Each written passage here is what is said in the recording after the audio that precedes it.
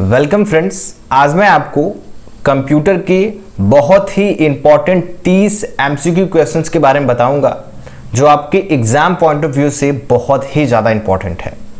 तो आप इस वीडियो को कंप्लीट वॉच करिएगा और अगर आप मेरे चैनल पे नए हैं तो प्लीज़ इस चैनल को सब्सक्राइब करके साथ में बेल आइकन को हिट कर दीजिए ताकि आपको ऐसे ही इंफॉर्मेटिव वीडियोज़ की नोटिफिकेशन हमेशा मिलती रहे। तो सबसे पहला जो हमारा क्वेश्चन है वो ये है कि कंप्यूटर के आविष्कारक कौन है।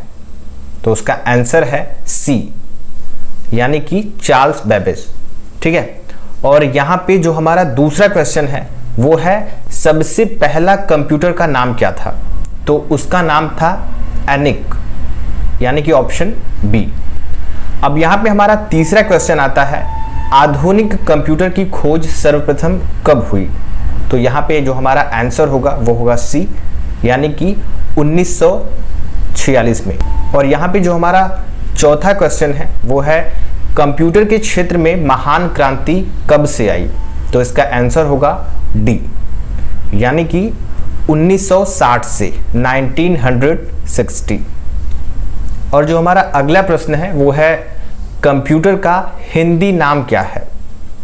तो इसका आंसर होगा बी, यानी कि संगणक। और जो हमारा अगला प्रश्न है वो है कंप्यूटर साक्षरता दिवस कब मनाया जाता है।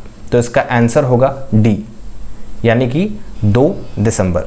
इसके बाद जो हमारा क्वेश्चन है वो है सीपीयू का पूर्ण रूप क्या है। तो इसका आंसर होगा ए, यानी कि सेंट्रल प्रोसेसिंग यूनिट। और क्वेश्चन नंबर 8 है हमारा इनमें से कौन सा सर्च इंजन नहीं है। तो इसका आंसर है डी, यानी कि वोल्फ्रेम अल्फा। और क्वेश्चन नंबर 9 है निम्न में कौन इनपुट इकाई है। तो इसका भी आंसर होगा डी, इनमें से कोई नहीं, यानी कि option A mouse, option B keyboard, option C scanner, इनमें से कोई नहीं। और अगला हमारा प्रश्न है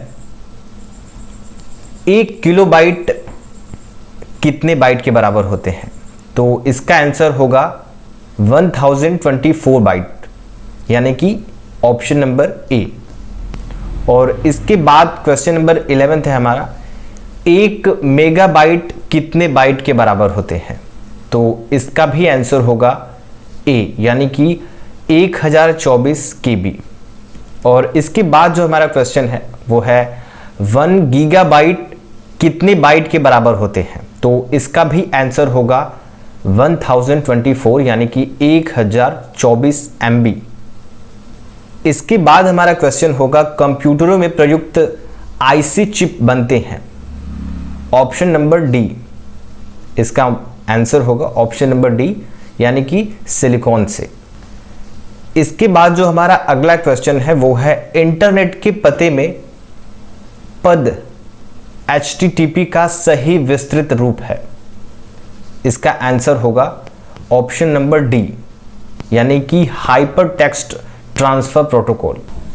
हमारा अगला क्वेश्चन है किसी कंप्यूटर के प्रोग्राम में बच्चों द्वारा प्रयुक्त भाषा प्रायः कौन सी होती है। तो इसका आंसर होगा लोगो, यानी कि ऑप्शन नंबर सी।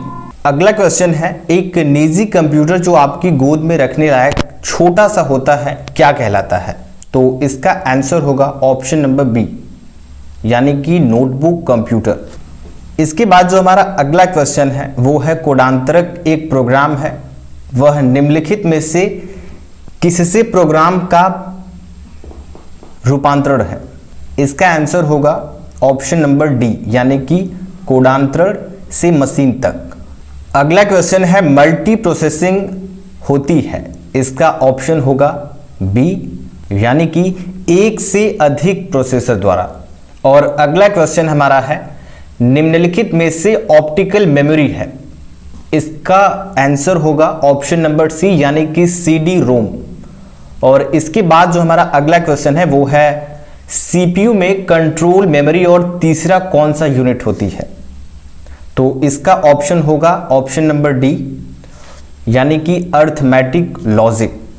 और इसके बाद जो हमारा अगला क्वेश्चन है यानी कि क्वेश्चन नंबर 21 CPU के ALU में होते हैं।